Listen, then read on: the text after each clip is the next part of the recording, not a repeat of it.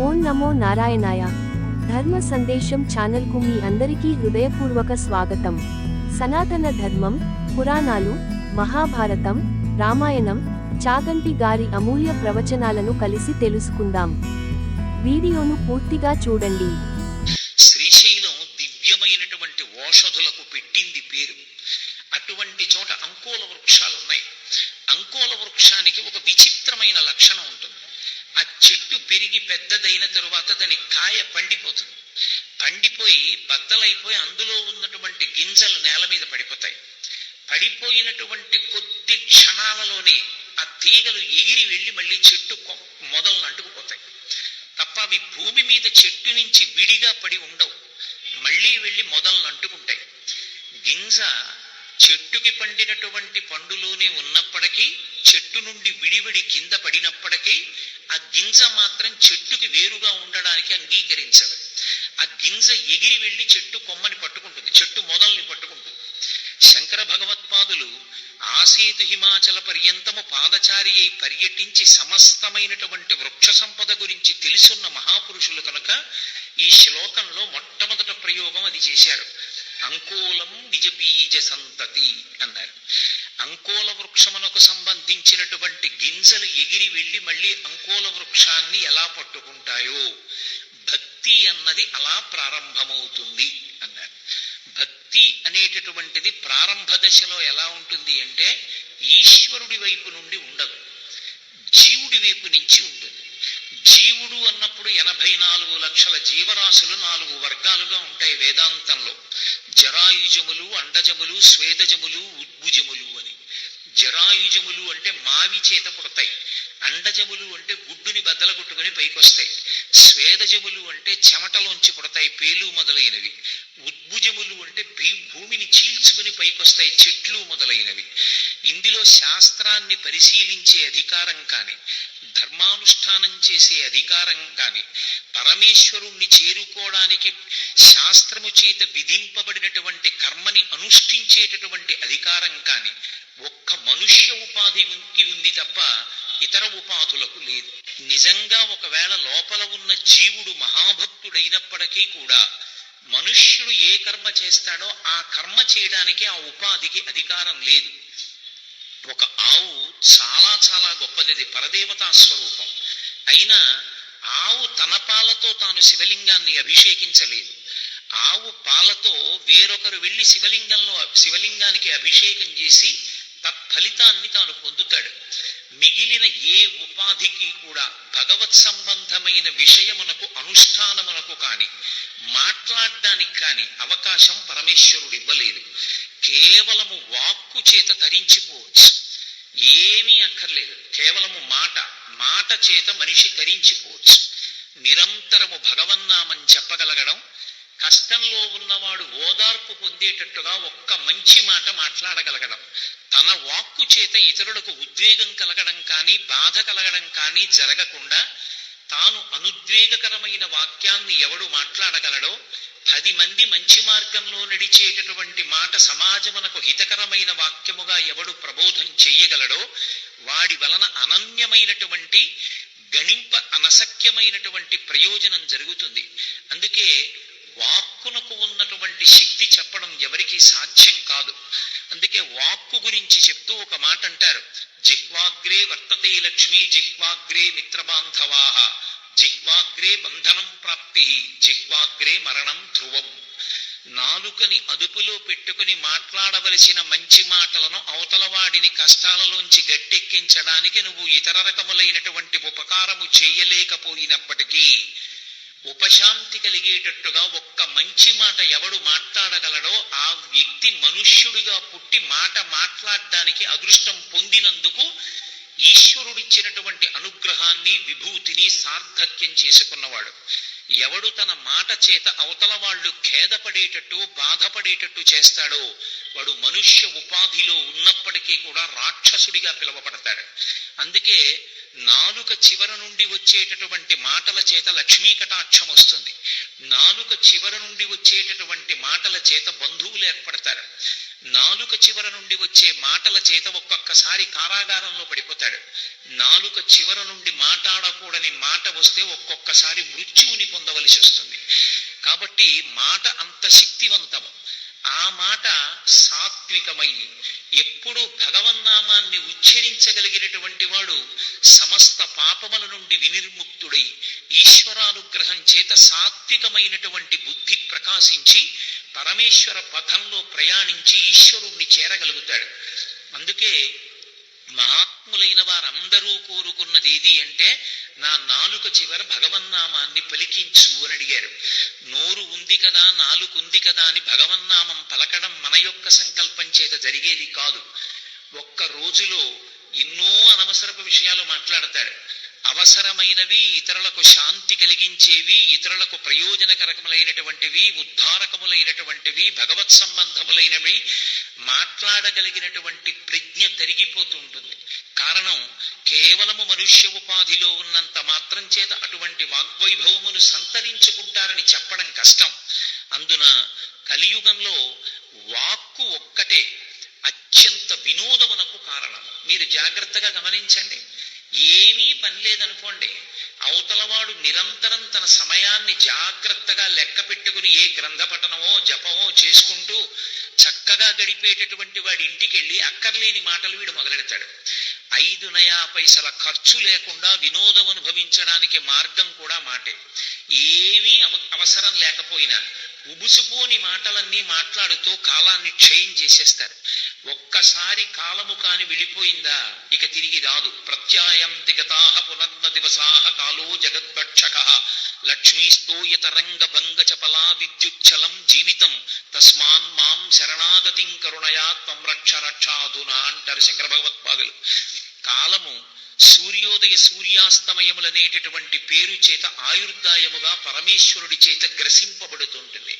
ఇవాళ ఉదయం నుంచి ప్రదోష వేళ వచ్చేసింది అంటే నా ఆయుర్దాయంలో ఒక పగలైపోయింది. ఏదైనా తెచ్చుకోగలనేమో కానీ ఈ ఆయుర్దాయాన్ని మళ్ళీ తెచ్చుకోవడం నాకు సాధ్యం కాదు. దీపం ఉండగా ఇల్లు చక్కపెట్టుకో. పలికిన భగవన్నామేదో అది రక్షిస్తుంది, మాట్లాడిన మంచి మాటలేవో అవి రక్షిస్తాయి. అందుకే వాక్కునకు అన్ని నియమాలు చెప్పారు. వాక్కు గొప్పది కదా అని భగవంతుడి గురించి మాట్లాడదామన్నా, భగవన్నామం చెప్దామన్నా అంత తేలిక విషయం కాదు. మనసు దాని మీద లగ్నం అవ్వదు. అందుకే నేను భగవన్నామం చెప్తానని చెప్పలేదు పెద్దలు. పరమేశ్వరుడు నా చేత భగవన్నామమును చెప్పించుగాక అని అడిగారు. దూర్జటి కళహస్తీశ్వర శతకం చేస్తూ కవి పుష్పంబగు అగ్ని మంచగు ఆకోపారం భూమిస్థలంబగు శత్రుండతిమిత్రుడు విషము దివ్యాహారమౌనెన్నగా అవనీ మండలి లోపలం శివ శివేచ్ఛాభాషణోల్లాసకిన్ శివ నీ నామము సర్వవస్యకరమౌ శ్రీకాళహస్తీశ్వర అన్నాడు. శివ నీ నామాన్ని ఎవరు పట్టుకుంటాడో వాడికి పవి పుష్పంబగు వజ్రము వాడి పాలిట పుష్పమవుతుంది. అగ్ని మంచవుతుంది. ఆకోపారం భూమిస్థలంబగు సముద్రము భూమిగా మార్గం ఇస్తుంది. శత్రుండతిమిత్రుడు భగవన్నామము నిరంతరము జపించేటటువంటి వాడికి ఆయనకి శత్రువు లేకపోయినా ఆయన యందు శత్రుత్వం పెట్టుకున్న వారు కూడా మారి మిత్రులవుతారు.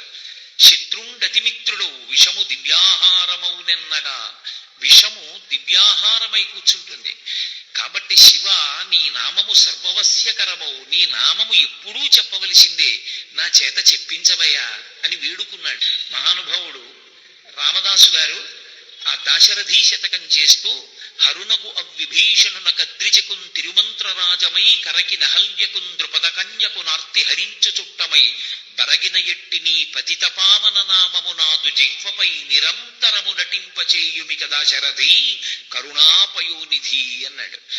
ఆ రామ నామాన్ని నా చేత నా నాలుక మీద నిరంతరం నర్తింపచేయవయా రామ అని కోరుకున్నాడు తప్ప నేను రామనామం చెప్తాను అని అనలేదు. ఎందుచేత అంటే మనం చెప్దామన్నా సాధ్యం కాకపోవచ్చు. అది భగవంతుని యొక్క అనుగ్రహము కలిగిన నాడు భగవన్నామము నిరంతరము నాలుక మీద నర్తిస్తుంది. అందుకే కేవలము మనుష్య ఉపాధినందు ఉన్న వాళ్ళందరూ భక్తితో ఉండగలరా అంటే అది సాధ్యమని చెప్పడం కష్టం. ఉపాధి మనుష్య ఉపాధి కాకపోయినప్పటికీ కూడా పరమభక్తితో పరమేశ్వరుణ్ణి చేరిపోయిన వాళ్ళు ఉన్నారు. అది విచిత్రం.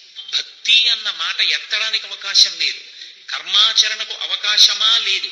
అయినా వాళ్లకున్నటువంటి అనన్య సామాన్యమైన భక్తి చేత ఈశ్వరుణ్ణి చేరిపోయినటువంటి భాగవతులు జంతువుల్లో ఉన్నాయి.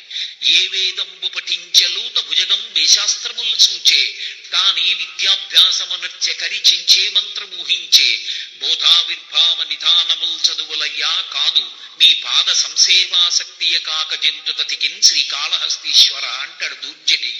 ఏ వేదం చదువుకుంది సాలెపురుగు, ఎవరి దగ్గర ఏ ప్రబోధం పొందింది పాము.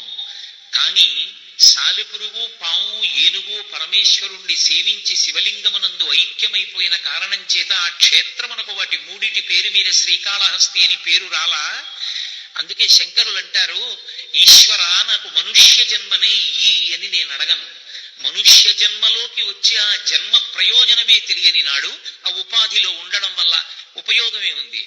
తండ్రి గారు సంపాదించినటువంటి ఐశ్వర్యం అంతా ఆ ఇంట్లోనే భూమి కింద పాదు కింద పెట్టించాడు.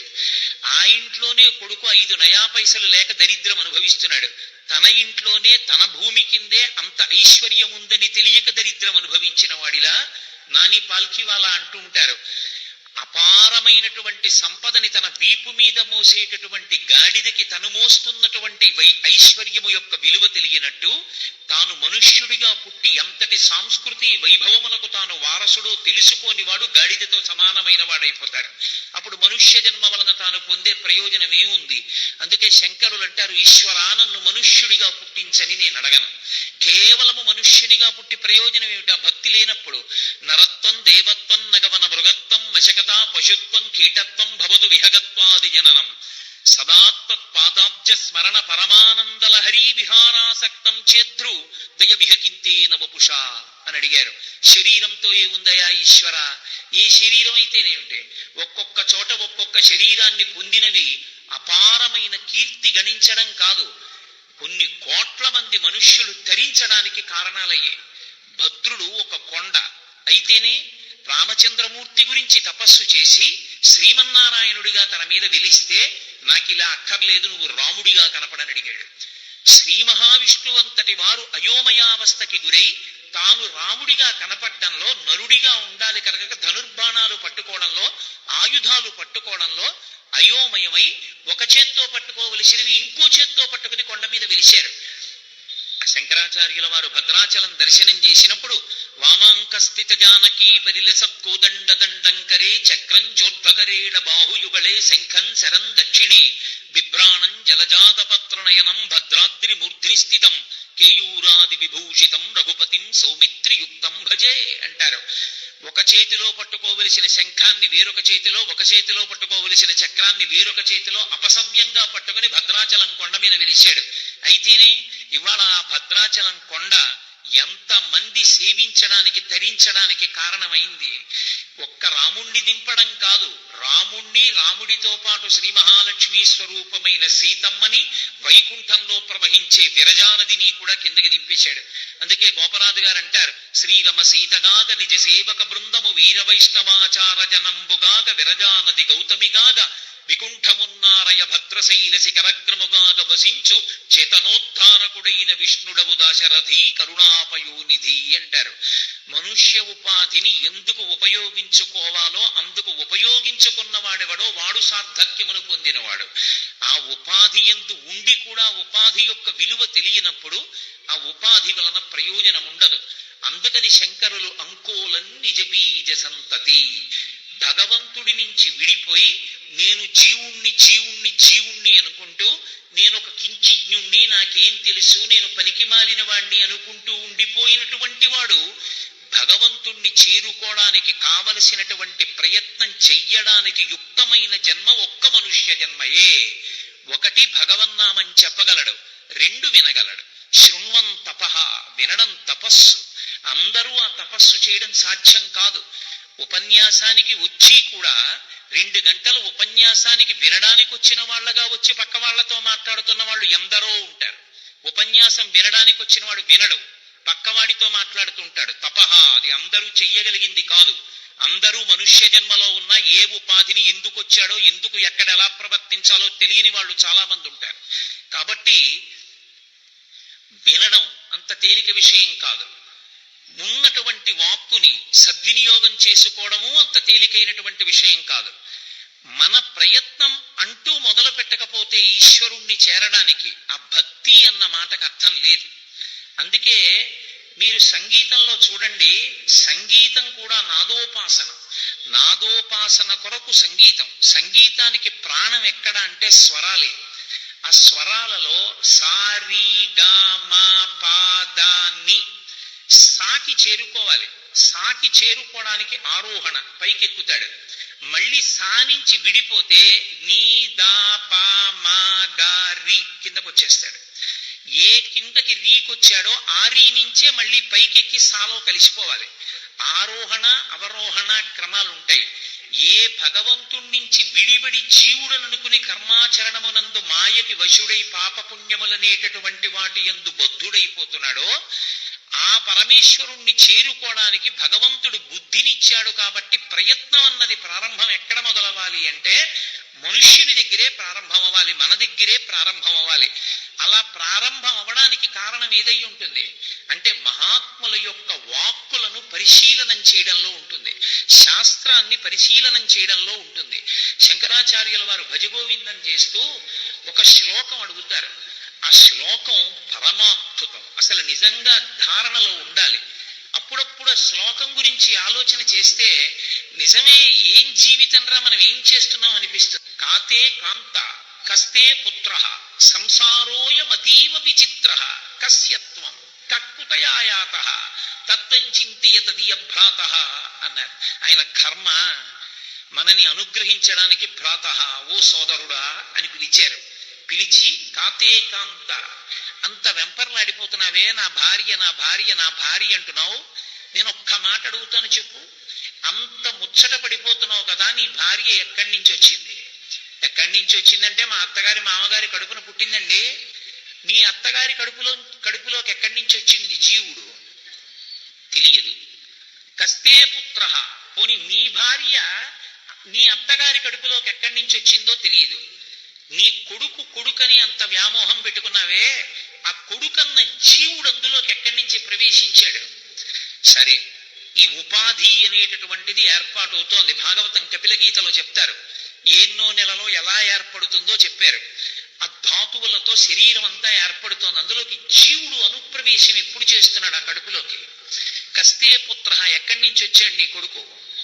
ఎక్కడ బయలుదేరాడో, ఎలా వచ్చాడో, నీ కొడుకుగా ఎన్నాళ్ళు ఉంటాడో, నిన్నెంత ఉద్ధరిస్తాడో, ఏం చేస్తాడో ఏమన్నా తెలుసా? కస్తే పుత్ర, నీ భార్య ఎక్కడి నుంచి వచ్చిందో తెలియదు, నీ కొడుకు ఎక్కడి నుంచి వచ్చాడో తెలియదు. సంసారోయం అతీవ విచిత్ర, నా సంసారం అని మగ్గిపోతున్నావే, విచిత్రం కాదు. ఏమండి, మా ఆవిడ ఎక్కడి నుంచి వచ్చిందో, మా అబ్బాయి ఎక్కడి నుంచి వచ్చాడో నాకేం తెలిసింది అంటావా? కస్యత్వం, నువ్వెవరు చెప్పు. ఈ ఉపాధి ఏదో జూలై 14, 1959లో పుట్టింది. పుట్టినప్పుడు కొన్నాళ్లు పోయిన తర్వాత మా తండ్రి గారు దీనికి ఓ నామకరణం చేశారు, కోటేశ్వరరావు అని. కోటేశ్వరరావుని మా నాన్నగారు దీనికి నామకరణం చేశారు కాబట్టి దీనికి కోటేశ్వరరావు అని పేరు. మా నాన్నగారు కామేశ్వరరావు నామకరణం చేసి ఉంటే దీనికి కామేశ్వరరావు అని పేరు ఉండేది. దీనికి ఏ పేరు పెట్టకపోయినా ఇది ఉంటుంది. కాబట్టి ఉపాధి కాదు ప్రధానం, ఉపాధిలో ఉన్నటువంటి జీవుడు ప్రధానం. ఉపాధి వేదాంతమునందు దేనికి పనికొస్తుంది అంటే సత్కర్మ చేసుకుని భగవంతుణ్ణి చేరడానికి, గత జన్మలలో చేసుకున్న పాపపుణ్యములను అనుభవించేయడానికి పనికొస్తుంది. చాలా గంభీరమైన మాట నేను అన్నాను, మీరు పట్టుకున్నారో లేదో. నేను ఒక పాపం చేశాను, అది ఎలా పోవాలి? ఆ పాపం పోవాలి అంటే పోగొట్టుకోవడానికి ఓ ఉపకరణాన్ని ఈశ్వరుడు ఇవ్వాలి, అదే శరీరం. అందుకే ఈ శరీరంతో కొన్ని కష్టాలు పడతాడు. ఆ కష్టాలు పడినప్పుడు పాప ఫలితం పోతుంది. ఓ రోగం వచ్చింది, ఆ రోగానుభవమునందు పాపము పోతోంది. అందుకే మళ్ళీ ఆ రోగం తగ్గించి పాప ఫలితాన్ని తగ్గించగలిగిన సమర్థుడెవరు అంటే ఆ ఈశ్వరాంశ ఉన్న వైద్యుడు ఒక్కడే. అందుకే వైద్యుణ్ణి ఈశ్వరుడిగా స్తోత్రం చేసింది వేదం. ప్రథమో దైవ్యోభిషకు అంది ఎదుర్వేదం. వైద్యో నారాయణో హరిహి వైద్యో వైద్య సదాయోగీ వీర మాధవో మధు అని విష్ణు సహస్రనామ స్తోత్రం. వైద్యుడు ఈశ్వరుని యొక్క స్వరూపం. కాబట్టి ఒక పాప ఫలితం పోవాలి, దీంతోనే అనుభవించాలి. గతంలో చేసుకున్న పుణ్యం ఉంది, ఆ పుణ్యము కూడా క్షయమైపోవాలి. ఆ పుణ్యం పోవాలంటే ఒక ఒక సుఖరూపాన్ని పొందుతుంది. మీ అందరంతమంది కింద కూర్చుంటే నేను ఒక్కడినే ఈ పైన కూర్చున్నాను. ఈ పైన కూర్చోవడం, ఇక్కడ కూర్చుని భగవంతుడి గురించి చెప్పడం నా గొప్ప కాదు. పరమేశ్వరుడి యొక్క అనుగ్రహం చేత నేను ఆ పని చెయ్యగలుగుతున్నాను. కాబట్టి ఏదో చేసుకున్న పుణ్యం క్షయం అయిపోవాలి, ఒక సుఖాన్ని పొందాలి. అందరూ వేసవికాలం ఎండలో ఉంటే నేను ఏసీలో ఉన్నాను, ఆ సుఖాన్ని అనుభవించేస్తే పోతుంది. ఒక మంచి పదవిలో ఉన్నాను, పోయింది పుణ్యం. మంచి ఐశ్వర్యవంతుడను, పోయింది పుణ్యం. నేను అందగాడను, పోయింది పుణ్యం.